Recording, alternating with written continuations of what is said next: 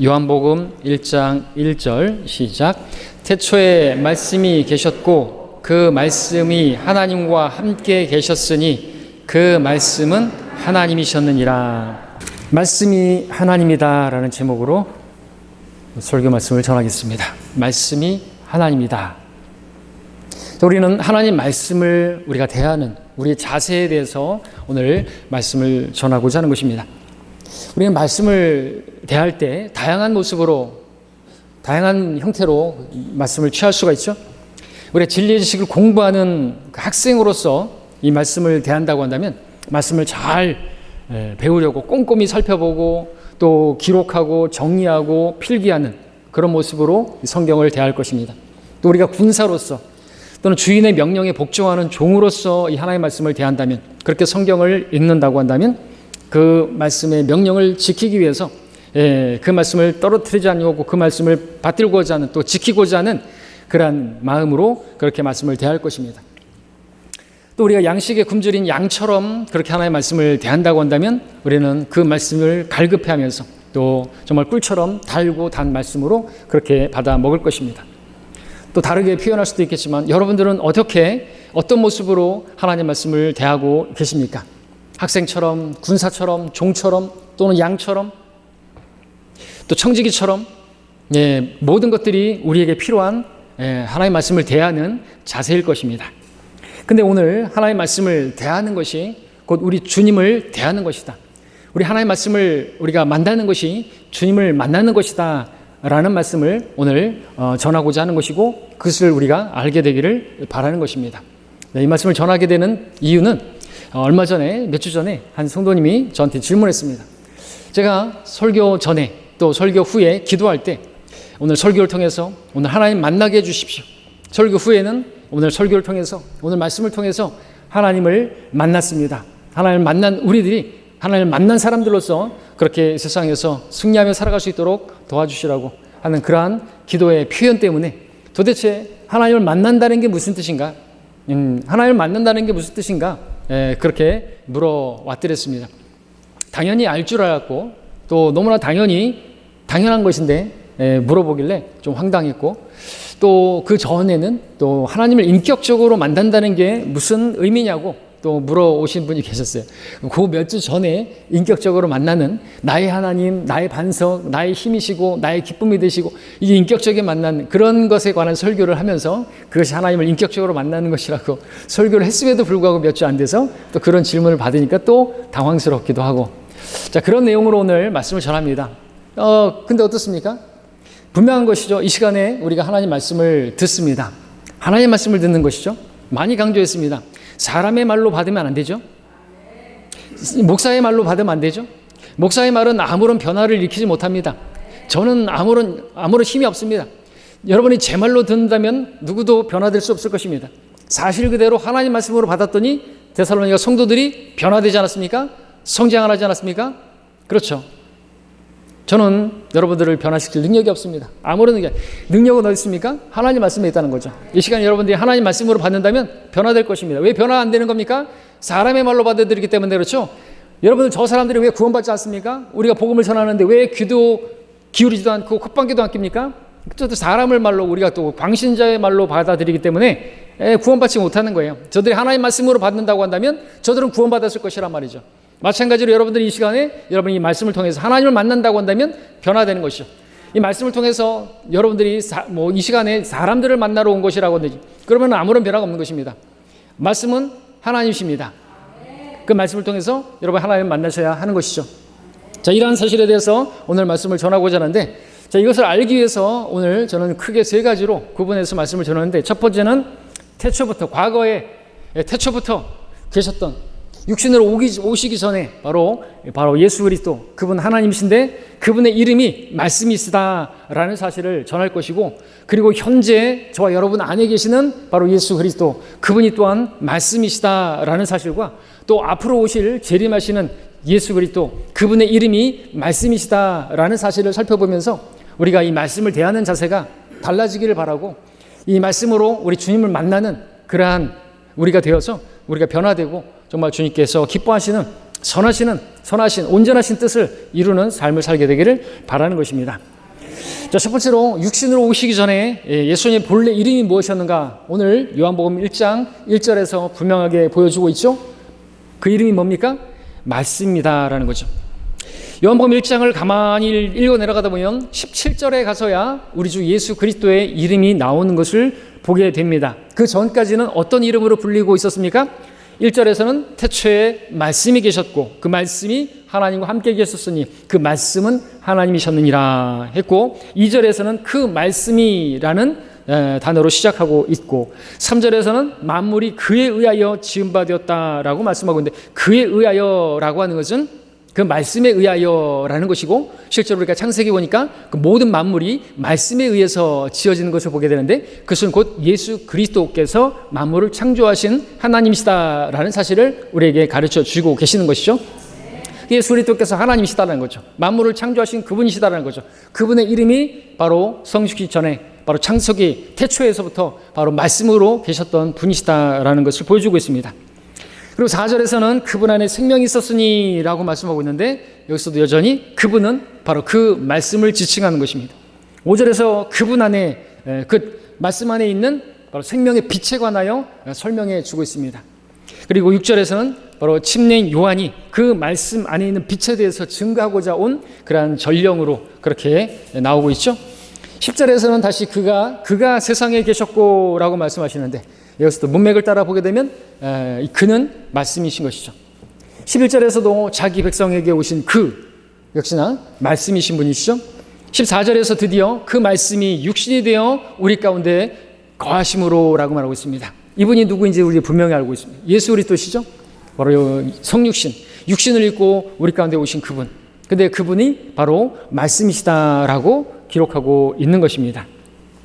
11절에서 그리고 읽었고, 자, 이렇게 우리가 자주 너무나 잘 알고 있는 요한복음만 보더라도 육신이 되어 이 땅에 오신 예수라는 이름으로 불리신 우리 주님께서 태초부터 가지고 계셨던 그 이름은 다름 아닌 말씀이다라는 것을 보게 되는 것이죠. 그러한 맥락에서 우리가 자주 복음을 증거할 때 인용하는 요한복음 1장 12절, 누구든지 그를 영접하는 사람들에게는 하나님의 아들들이 되는 권세를 주셨으니 곧 그의 이름을 믿는 사람들에게니라고 했습니다. 자, 예수를 영접한 사람들, 예수님의 이름을 믿은 사람들에게 놀라운 그 특권, 권세, 그것을 우리가 복음 전하고 나서 그렇게 제시해 주는 구절입니다.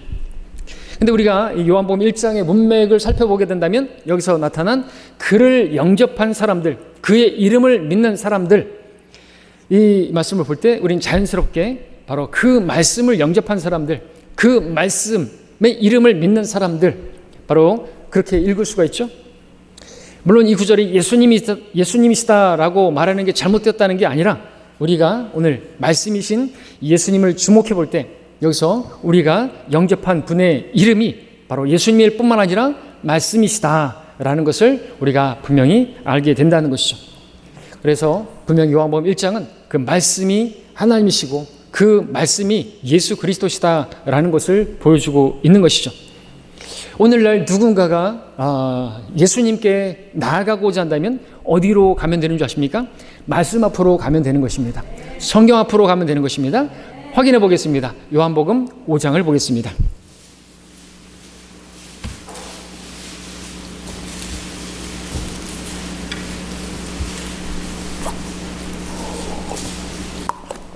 (5장) 39절 40절을 읽겠습니다. 성경을 상고하라. 이는 너희가 성경에 영생이 있다고 생각함이니 그 성경은 나에 관하여 증거하고 있음이라. 너희는 생명을 얻으려고 내게 오기를 원치 아니하는도다. 자, 주님께서는 사람들이 주님께로 오기를 원하십니다. 근데 어떻게 하는 것이 주님께 나아가는 것입니까? 주님께서는 이 땅에 계시지 않고 셋째 하늘에 계신데 말입니다. 어떻게 나갈 수 있죠? 지금 읽은 이 말씀에서 우리는 주님께 나아가는 것의 실제가 오늘날 무엇인지를 보여주고 있는데, 40절에서 내게 오기를 이라는 그 말씀이 39절에서는 성경을 상고하라는 말씀과 일치하는 것을 보게 되죠. 다시 말해서 주님께 나아가는 그 일과 성경을 읽는 일이, 성경을 상고하는 일이 동일하다라는 것을 보여주는 것입니다. 주님께 생명이 있다고 하는 말씀을 보는데 성경에 바로 그 생명, 영원한 생명이 있다는 사실을 또 보여주고 있습니다. 그러므로 우리가 생명을 얻기 위해서 주님께 나아가야 되는데 주님께 나아가는 길이 바로 성경을 읽는 것, 성경을 상고하는 것이다 라는 것이죠. 왜냐하면 바로 주님은 말씀이시고 주님은 바로 성경이시기 때문에 그렇습니다. 우리는 직접 주님 앞에 나아가서 영생을 얻지 못했습니다. 누구도 그렇게 주님께 직접 나아가서 그 생명을 얻을 수 있는 사람은 없습니다. 우리는 어떻게 생명을 얻었습니까? 어떻게 영생을 얻었습니까? 하나님 말씀 앞으로 가서 그 말씀을 통해서 우리는 생명을, 영원한 생명을 얻은 것이죠. 누구도 직접 지금 이 시간에 어떤 음성을 듣고 영생을 얻을 수 있는 사람은 아무도 없는 것이죠. 자, 그리고 또 그렇게 영생을, 생명을 얻은 우리라 할지라도 계속해서 우리는 주님 앞에 나아가야 되는데 왜냐하면 우리가 이 생명을 얻은 것으로 주님께서는 만족하지 않으시고 내가 온 것은 양들로 생명을 얻고 더 풍성히 얻게 하려 하심이라 말씀하고 있습니다. 예수 그리스도를 더 풍성히 얻게 되기를 바라시는 것이죠. 그분을 더 소유하게 되면 우리가 풍성한 생명을 살 수 있기 때문에 완전한 만족, 완전한 평안 가운데 살 수 있기 때문에 그 삶을 우리에게 주시고자 예수님께서 그렇게 오셨다 말씀하고 계시는 것이죠. 때문에 우리는 생명을 얻었지만 계속해서 주님 앞에 나아가야 되는데 주님 앞에 나아가는 것의 실제가 뭐냐니까 바로 성경 앞에 가는 거예요. 성경을 상고하는 것입니다. 말씀을 읽는 것입니다. 그래서 말씀을 대하는 것이 뭐냐니까 주님을 대하는 것이고요. 말씀 앞에 나아가는 것이 뭐냐니까 주님 앞에 나가는 것이다라는 거죠. 말씀을 듣는 게 뭐냐니까 하나님의 말씀을 듣는 것이에요. 하나님을 만나는 것이죠. 그래서 하나님의 말씀을 듣는 이 시간은 주님을 만나는 시간이라는 것이죠. 자, 말씀은 곧 주님이시기 때문에 그렇습니다. 이처럼 말씀과 예수님께서 하나이신 것이 성경 곳곳에서 우리는 쉽게 발견할 수가 있습니다. 찾지는 않겠지만 여러분 한 예로 빌립보서 2장 9절에서는 하나님께서 모든 이름 위에 한 이름을 주셨는데 그 이름이 뭐라고요? 모든 이름 위에 한 이름을 주셨어요. 그 이름이 뭐예요? 예수라는 이름으로, 예수라는 이름, 그 예수라는 이름, 그 이름을 높이셨다 그랬죠. 근데 시편 138편 2절에 보니까 주께서 주의 말씀을 주의 모든 이름 위에 크게 하셨음이라 그랬습니다. 모든 이름 위에 높인 이름이 예수라는 이름인데 시편 138편에 보니까 모든 주의 이름들, 주님의 이름이 여러 가지가 있잖아요. 반석도 계시고 많이 있잖아요. 많이 너무 많아가지고 신실과 진실이라고 불리시고 알파와 오메가시고 부활이 생명이시고 길이고 진리시고 다 주님의 이름 지칭하지 않습니까? 근데 그 모든 이름들 위에 높인 이름이 뭐라고요? 말씀이라고 말하고 있어요. 근데 이쪽에서는 예수라는 이름을 가장 높였다 그랬는데 이쪽에서는 또 말씀을 가장 높였다 그랬어요. 그럼 뭡니까? 그 말씀은 예수님이시다는 거죠. 그 예수님은 말씀이시다라는 것이 성립이 되는 거 아닙니까? 자, 그리고 이것을 우리가 보여주는 것은 무엇입니까? 태초부터 가지셨던 그 이름, 주께서 주의 모든 이름 위에 크게 하신 그 이름, 바로 말씀이시다. 그래서 누군가가 오늘날 예수님을 높이고자 하면요, 말씀을 높이면 되는 거예요. 맞습니까? 주님께서 모든 이름 위에 높이신 주의 말씀이라고 했으니까 그 말씀을 높이라는 거죠. 그 말씀을 최종 권위로 믿으라는 거죠. 다른 어떤 사람들의 어떤 교단의 뭐를 얘기할 게 아니라 하나님 말씀을 높이는 거예요. 하나님 말씀이 최종권이라고, 하나님 말씀이 뭐라고 말하고 하냐면 그 뭐라고 말씀하고 딱 말씀하시면 다른 얘기를 하면 안 되는 것이죠. 우리 목사님이 말하는데 우리 교단의 입장은 그러면 안 되는 거죠. 여자 목사가 어떻고 그런 얘기하면 안 되는 거죠. 하나님 말씀이 그 하나님 말씀을 높이는 사람을 하나님께서 높여주시는 것입니다. 말로만 높일 것이 아니라 하나님 말씀을 정말로 높인다고 한다면, 그리고 하나님을 사랑함의 실제는 말씀을 사랑하는 거지 않습니까? 신명기에 보니까 하나님을 첫째로 사랑하라 그러면서 그 말씀을 가까이에 두고 앉을 때나 일어설 때나 길을 갈 때나 그 말씀을 이야기하고 있지 않습니까? 그렇죠? 또 잠언 30장에 보니까는 너는 하나님의 아들의 이름이 무엇인지 아느냐, 그 다음에 다음 구절에서 하나님의 모든 말씀은 이라고 나오고 있어요. 그 말씀이 하나님의 아들이다라는 거죠. 하나님의 아들은 예수 그리스도시다라는 것이죠. 그래서 하나님의 말씀을 높이는 사람이라고 한다면요, 무엇보다도 바른 성경을 높여야 되는 거죠. 변개된 성경 높이면 안 돼요. 1.1핵도 없어지지 않는다고 했는데 그러면 없어졌으면 어떻게 돼요? 없어진 것도 말씀이에요? 하나님이세요? 그러면은 아닌 것이죠. 예수님을 거짓말쟁이로 만들기 때문에 안 되는 것입니다. 우리는 성경을 손에 들고 이것이 나의 최종권이다, 주님께서 높이신 하나님의 말씀이다 라고 높일 수 있어야 하나님께서 여러분을 또 인정하시고 여러분을 성경대로 믿는 사람들로, 정말로 주님을 만난 사람들로 인정해 주시는 것이죠. 바른 성경을 만나야 주님을 바르게 만나는 것이죠. 다른 복음이 있어요. 다른 예수가 있어요. 성경에 따르면 다른 영이 있어요. 많은 사람들이 그런 다른 복음을 통해서 다른 예수를 만나고 다른 진리를 따라가고 있는데 그것은 멸망의 길이라고 말하고 있는 것입니다.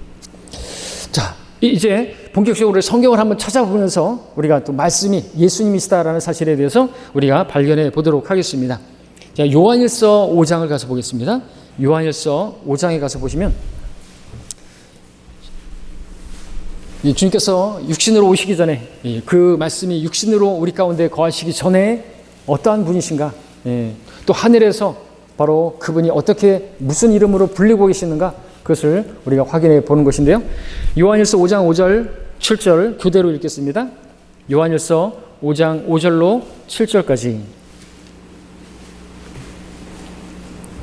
예수께서 하나님의 아들이심을 믿는 자 외에 세상을 이기는 자가 누구냐?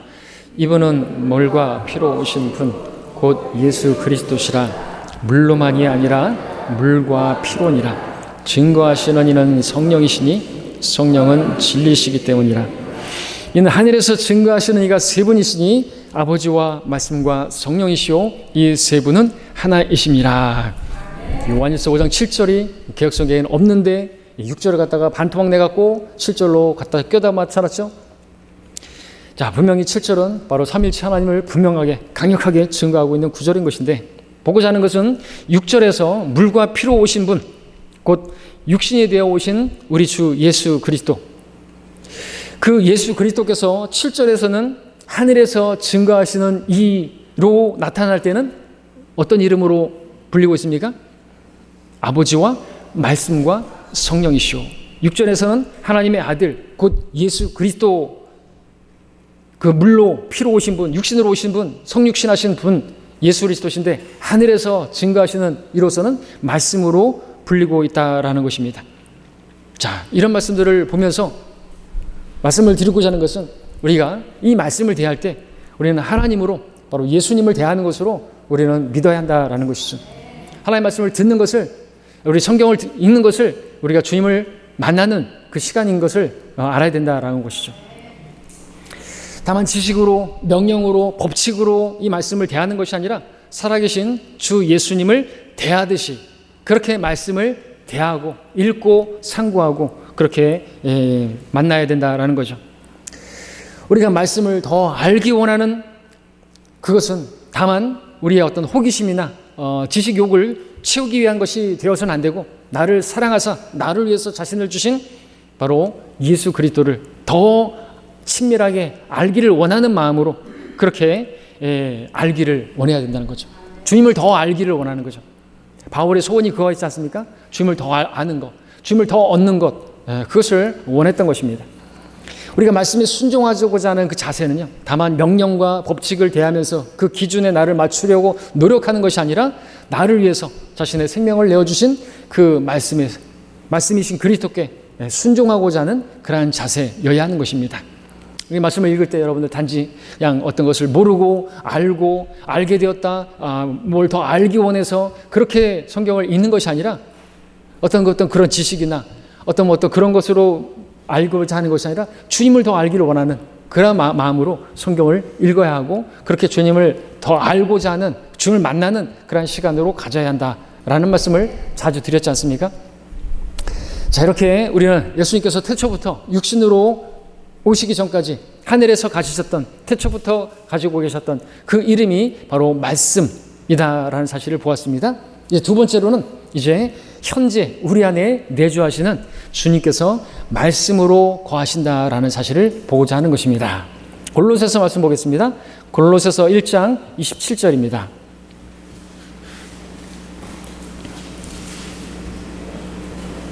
한 목소리로 읽겠죠? 골로새서 1장 27절입니다.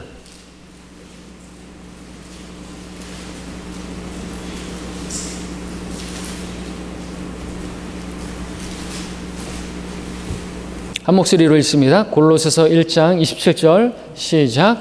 하나님께서는 이들에게 이방인들 가운데서 이 신비의 영광이 어떠한지를 알리고자 하셨으니 이 신비는 너희 안에 계신 그 그리스도시요 곧 영광의 소망이시라.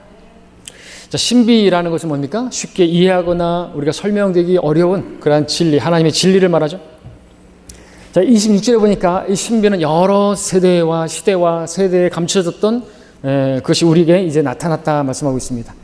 이 신비는 영광의 소망이신 그리스도, 그분께서 정말 하나님과 상관없이 하나님과 멀리 떨어져 있었던 우리 안에 거하고 계시다라고 하는 신비입니다. 하나님께서 우리같이 자격 없는 사람들 안에 들어와 계시다는 사실이 얼마나 놀라운 신비가 되는 것입니까? 29절에서 사도 바울은 이를 위하여 나도 내 속에서 능력으로 역사하시는 그분의 역사를 따라 수고하며 애쓴다고 고백하고 있는 것입니다. 바울 안에서 능력으로 역사하시는 그분, 바로 예수 그리스도, 그분께서 거하고 계셨던 것이죠. 바울이 수고하고 애썼던 것은요, 스스로의 힘으로 한 게 아닙니다. 거의 바람 빠진 그 풍선에서 그 바람을 어떻게든지 일으키려고 그 풍선을 쥐어 짜듯이 그렇게 스스로의 힘으로 한 것이 아니라 마치 풍선에 연결된 그 공기 펌프의 버튼만 누르면 강력한 바람이 뿜어져 나오는 것처럼 그렇게 바울 안에 거하시는 그리스도의 능력을 통해서 그 모든 일들을 했고 모든 수고와 애씀을 주님을 통해서 했다라고 고백하고 있는 것이죠. 우리도 마찬가지죠. 우리가 뭔가를 했고 했다 할지라도 그것은 내가 아니요 그리스도께서 내 안에서 강력한 능력으로 역사하셔서 하셨다라고 우리는 주님께 영광을 돌려야 하는 것입니다. 자, 우리는 사도 바울 안에 영광의 소망이신 그리스도께서 강력하게 또 풍성하게 거하셨음을 우리가 보게 되는 것이죠. 이러한 사도 바울이 우리에게 이렇게 권면하고 있습니다. 함께 골로새서 3장 16절 상반절만 읽겠습니다. 제가 읽습니다. 골로새서 3장 16절 그리스도의 말씀이 모든 지혜로 너희 안에 풍성히 거하게 하되라고 했습니다. 그리고 이제 이하의 말씀들은 에베소 5장에서 성령으로 충만하라 하신 말씀 그 뒤에 나오는 그 내용과 같죠. 감사하고 모든 일에 그리스도의 이름으로 또 찬양하고 영적인 노래로 노래하고 아내는 남편에게, 남편은 아내에게, 또 부모는 자녀에게, 자녀는 부모에게, 직장에서 어떻게 주인에게 하는 그런 모든 일들이 정말 이상적인 하나님께서 원하시는 그러한 모습, 그러한 삶의 열매들이 나타나게 되는데 다른 무엇으로 우리 스스로의 능력으로 그렇게 되지 않습니다. 남편이 아내를 사랑하고 아내가 남편에게 복종하고 부모에게 순종하는 아이들 스스로의 힘으로 되는 게 아니라는 거죠. 성령으로 충만하라 말씀하고 계신 골로새서에서는 그리스도의 말씀이 너희 안에 풍성히 거하게 하라 하신 말씀 이후에 나오고 있다는 거죠. 그러니까 그리스도의 말씀이 우리 안에서 풍성히 거하게 되면 바로 그 말씀이 예수 그리스도이시기 때문에 예수 그리스도의 능력으로 우리는 그 모든 일들을 할 수가 있게 되는 것입니다. 우리가 할 수 있는 게 아니라는 거죠. 그래서 우리가 해야 될 일은 뭡니까? 그리스도의 말씀을 우리 안에 풍성히 거하게 해야 하는 것입니다. 바울 안에 능력으로 역사하시던 그리스도, 어떤 느낌이나 감정이나 어떤 기적 그런 것이 아니라 능력의 말씀이었던 것이죠. 하나님의 말씀은 살아있고 능력 있다라고 말하고 있습니다. 때문에 바울은 그리스도의 말씀이 바로 너희 안에, 바로 우리 안에 풍성히 거하게 해야 한다 말하고 있는 것이죠. 요한복음 15장을 볼까요? 이제 요한복음 15장 가서 보시면 여러분 참 포도나무이신 우리 주님과 가진 우리의 그 관계 속에서 열매를 맺을 수 있는 방법을 말씀하시는데 가지가 열매를 맺는 게 아니죠. 가지는 그냥 나무에 붙어 있기만 하면 되는 것이죠. 이 관계 우리가 어떻게 설명한다고 해도 잘 모르겠죠. 요한복음 15장인데요. 제가 뭐라고 했습니까? 예? 못 들으셔갖고 다 들으셨는데 자 요한복음 15장인데요. 15장 다 찾아보진 않겠습니다. 예, 이 말씀에서 우리가 예수님 자신과 예수님의 그 말씀을 동일하게 여기신 부분만 보고자 하는 것인데요. 4절과 7절의 앞부분만 비교해서 보겠습니다. 4절에서는 주님께서 말씀하셨습니다. 내 안에 거하라. 그러면 나도 너희 안에 거하리라. 내 안에 거하라. 우리가 주님 안에 거하라 말씀하십니다. 그러면 주님께서 내 안에 거하신다 말씀하셨습니다. 여러분 안에 거하신다 말씀하고 있습니다. 예수님 안에 거하는 것을 말씀하시고 예수님께서 우리 안에 거하시는 것을 말씀하셨는데요. 7절에 보니까 어떻게 바뀌어 있어요? 7절에 보니까 너희가 내 안에 거하고 내 말들이 너희 안에 거하면 이라고 말씀하고 있습니다. 4절에서는 분명히 우리가 예수님 안에 거하는 것을 말씀하고 있고 4절과 같이 앞에서는 그 7절에서는 너희가 내 안에 거하냐고, 이것 4절에서 내 안에 거하라는 말씀 같은데 뒷부분은 달라요. 4절에서는 너희가, 나도 너희 안에, 내가 너희 안에 거한다 그랬는데 7절에서는 뭐가 거한다고요? 내 말들이 너희 안에 거한다 하죠. 우리 안에 주님께서 거하시는 것과 우리 안에 주의 말씀이 거하는 것을 지금 주님께서 스스로 동일시하고 있다라는 거죠. 이처럼 예수님께서는 자신이 거하는 것과 자신의 말씀이 거하는 것을 같은 것으로 지금 바꿔서 소개하고 있습니다. 자, 이제까지의 말씀을 잠시 정리해 보자면 우리는 먼저 태초부터 하늘에 거하셨던 예수님의 이름이 말씀이라는 사실을 보았습니다. 다음으로 현재 우리 안에 거하시는 예수님, 우리 안에서 역사하시는 예수님, 바로 말씀이라는, 말씀으로 거하신다는 것도 보았습니다. 우리는 예수님으로 충만해야 되는데 그것은 곧 그리스도의 말씀이 우리 안에 풍성하게 거하게 되면 가능한 것임을 우리가 보게 됩니다. 오늘 우리 안에 거하시면서 우리에게 항상 말씀하시고 우리를 인도하시는 분은 주 예수 그리스도이십니다. 바울 안에 말씀으로 풍성히 거하시며 능력으로 역사하신 그 주님, 오늘도 여러분 안에서 풍성히 거하시고 능력으로 역사하기를 원하고 계십니다. 우리가 우리 마음의 생각에 떠오르는 하나님 말씀에 순종하는 것은, 그것은 바로 우리 안에 계시는 그리스도께 순종하는 것을 의미하죠. 반대로 우리 안에서 책망하시는 그 주님을 거절하는 것, 성령께서는 또 모든 들은 것들을 생각나게 하시고 모든 진리로 하나님 말씀으로 인도하신다고 했는데, 그렇게 생각나게 하시고 그 말씀들로 우리를 책망하시고 하시는데, 그럼에도 불구하고 우리가 그것을 거절하는 것은 누구를 거절하는 것이 아니까 바로 그리스도를 거절하는 것과 같은 것이죠. 주님께서는 말씀으로 역사하신다는 거예요. 말씀을 들려주세요. 그걸 하면 안 된다고 우리에게 계속해서 말씀을 들려주셨는데, 그것을 거절하는 것은, 말씀을 거절하는 것은 곧 주님을 거절하는 것이다 이거죠. 그 말씀을 영접하지 않는 것은 곧 주님을 영접하지 않는 것이지 않습니까? 자, 주님께서 그래서 여러분들에게 말씀하시고자 하시는 것이, 여러분에게 바라시는 것이 무엇이 아니까 여러분의 그리스도께서 거하시는데 그 그리스도께서 능력으로 역사하시고 그분의 능력을 따라 여러분들이 주님을 섬기기를 원하시는데, 그러기 위해서 여러분들이 해야 될 것은 그리스도의 말씀이 풍성히 여러분 안에 거해야 한다는 거죠. 다시 말해서 성경을 많이 읽으라는 거예요. 말씀을 읽으라는 겁니다. 말씀을 여러분들 일주일 동안 몇 장이나 읽으셨어요? 여러분들 한 장도 안 읽고 오신 분도 있을 거예요. 부끄러운 줄 알아야 됩니다. 그러면서 일주일에 한 번 와가지고 주일날 말씀만 듣고 안 된다는 것이죠. 말씀을 가까이 하지 않는 건 주님을 가까이 하지 않는 거예요. 말씀을 사랑하지 않는 건 주님을 사랑하지 않는 거예요. 말씀을 어떻게 대하는 것인가? 주님을 어떻게 대하는 것과 동일한 것입니다. 성경을 읽으셔야 돼요. 그냥 의무적으로 읽는 게 아니라, 어떤 지식을 얻기 위해서 읽는 것이 아니라 주님으로 대하듯이, 주님과 만나는 시간이, 마리아가 주님 발 앞에 앉아서 주님과 교제했던 것처럼 우리에게 필요한 것은 한 가지밖에 없잖아요. 그거 마귀가 빼앗고자 하는데 빼앗기지 마시기 바랍니다. 말씀을 통해서 주님과 만나는 교제를 풍성히 가진다면 여러분들, 그것이 여러분을 변화시켜 주는 것이죠. 다른 무엇이 변화시키는 게 아닙니다. 이 시간에 여러분 자신이 변화되지 않고 있는 이유가 뭔지 아십니까?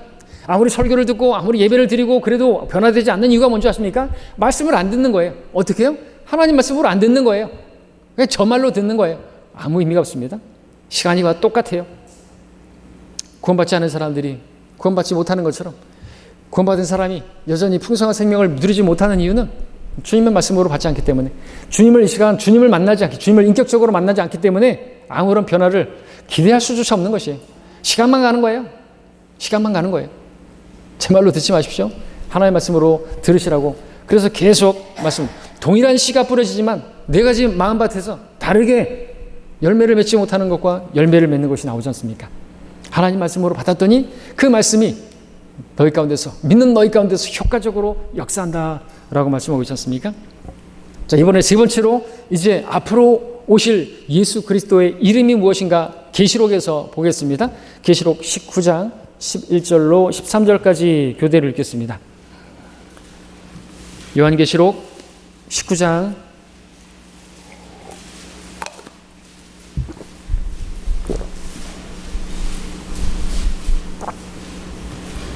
19장 11절, 12절, 13절 그대로 읽습니다. 또 내가 하늘이 열린 것을 보니 흰 말이 보이더라. 그 위에 앉으신 분은 신실과 진실이라 불리며 의로 심판하고 싸우시더라. 그의 눈은 불꽃 같고 머리에는 많은 왕관이 있고 또 한 이름이 기록되어 있는데 그 자신 외에는 아무도 모르며 피에 적신 옷을 입었는데 그의 이름은 하나님의 말씀이라고 불리더라. 자, 이 부분은 우리가 아마겟돈 전쟁이라고 불리는 그 부분이죠. 어린 양의 혼인식을 마치고 예수 그리스도께서 영광 중에 재림하시는 모습을 보여주고 있습니다. 예수님께서 이 땅에 처음 초림하셨을 때는 세상 죄를 제거하는 어린 양으로 화목 제물로 오셨지만 이제 다시 오실 때는 유다 지파의 사자로서 또 만왕의 왕이요 만주의 주로서 온 땅을 철장으로 통치하시는 완전한 공의로 완전한 정의로 심판하실 그런 분으로 오시게 될 것입니다. 그런데 그분의 그 심판하시는 그분의 이름이 뭐냐 하니까 하나님의 말씀이다 라고 기록하고 있는 것이죠. 히브리서 4장에서는 이런 말씀이 있죠. 하나님 말씀은 살아있고 능력이 있어 양날이 있는 어떤 칼보다도 예리하여 혼과 영 그리고 관절과 골수를 찔러 가르고 마음의 생각들과 의도들을 판별하시느니라. 그 어떤 피조물도 그분 앞에 나타나지 않는 것이 하나도 없나니 오직 만물이 우리가 회개해야 하는 그분의 눈앞에 벌거벗은 채로 명백하게 드러나게 된다고 말씀하고 있습니다. 이제 오실 주 예수 그리스도의 이름 하나님의 말씀입니다. 모든 피조물을 벌거벗은 것처럼 명백하게 드러내시며 모든 피조물 속에 있는 마음과 생각과 의도들을 판별하시고 심판하실 그분의 이름은 하나님의 말씀이라고 불리고 있습니다. 앞으로 오셔서 심판하실 뿐만 아니라 오늘 우리 안에서도 우리의 생각과 의도들을 판별하시고 심판하시고 우리로 벌거벗은 것처럼 명백하게 드러내시는 분 역시나 말씀이신 예수 그리스도신 것이죠. 그래서 말씀을 대하게 되면 우리의 모습이 적나라하게 다 드러나지 않습니까? 주님이 그러하신 분이라는 거죠. 우리는 주님 앞에 숨길 게 없는 것이에요. 그래서 말씀을 읽다 보면 우리가 자백해야 될 것이 무엇인지 생각나게 해주시고 자백하게 하시고 그렇게 또 거룩하게 씻어주시는 주님의 보혈을 의지하게 되는 것이죠. 자, 이상으로 우리가 살펴본 말씀들을 너무나 우리가 잘 아는 말씀이죠. 많은 사람들이 모를 수 있어요. 많은 교회 다니는 사람 모를 수 있어요. 말씀이 곧 하나님이세요. 그래서 말씀이 변개되면요, 그건 있을 수가 없는 것입니다. 그것은 썩는 거나 마찬가지죠. 하나님 말씀 변개시켰다 그것은 그것은 corrupt, 부패됐다는 거예요. 썩었다는 거예요.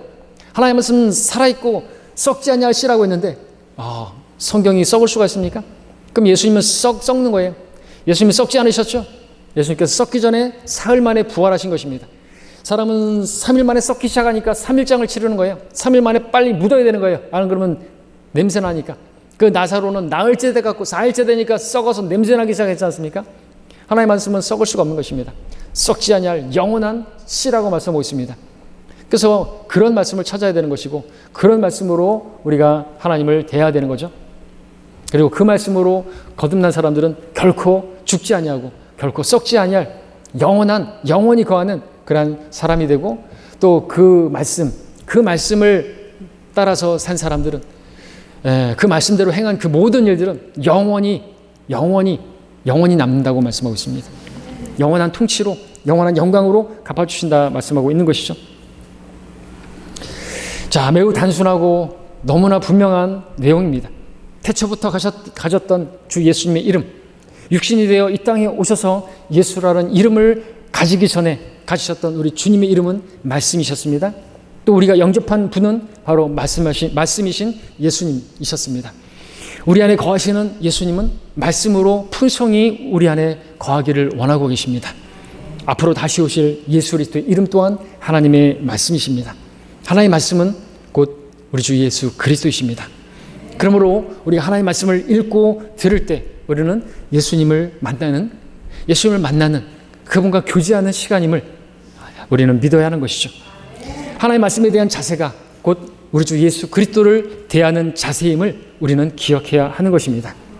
말씀에 순종하는 것은 주님께 순종하는 것입니다. 말씀을 무시하는 것은 주님을 무시하는 것이에요. 말씀을 시인하는 것은 주님을 시인하는 것이고요. 말씀을 부끄럽게 여기는 것은 주님을 부끄럽게 여기는 것입니다.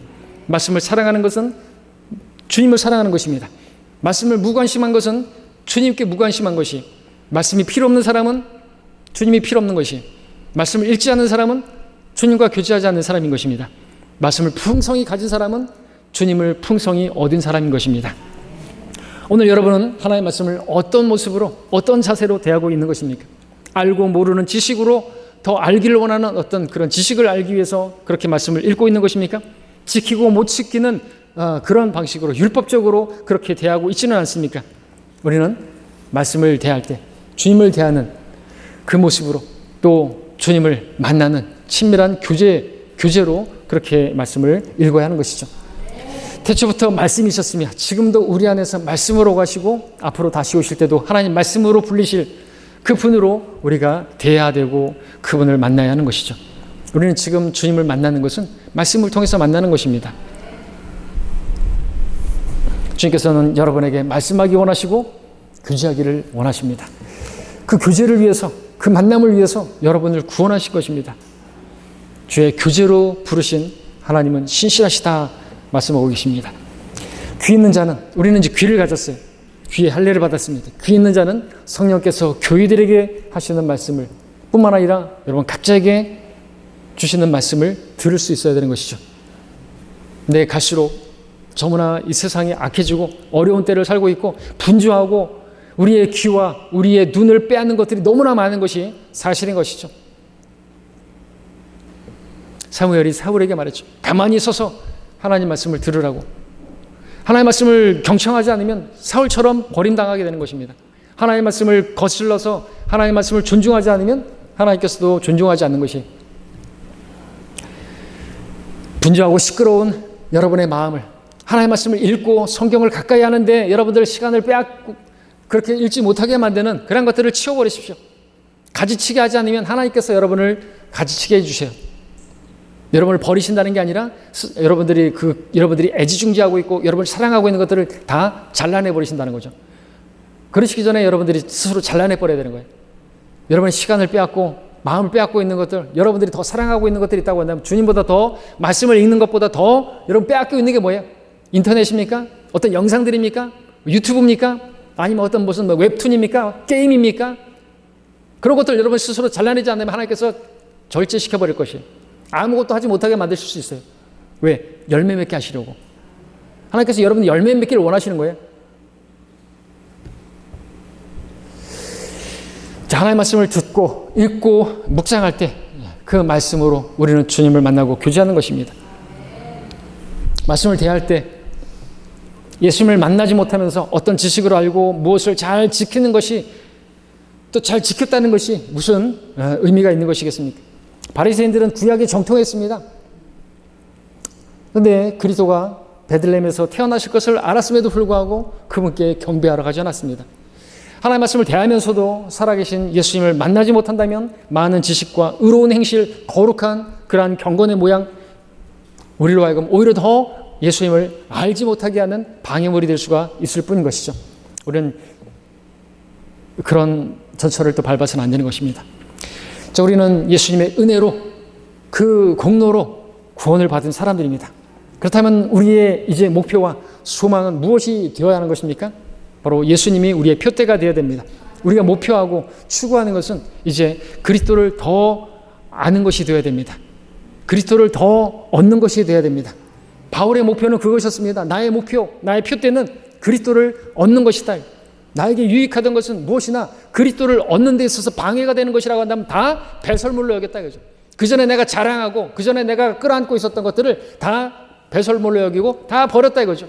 왜? 그리스도를 아는 것이, 그리스도와 교제하는 것이 그 어떤 것보다도 더 귀하고 고상한 것이기 때문에, 가장 값진 것이기 때문에, 그것이 우리에게 필요한 한 가지이기 때문에, 그것이 바로 사도 바울을 잊게 하고 변화시키고 하나님 앞에 수고하고 애쓰게 했던 능력이기 때문에,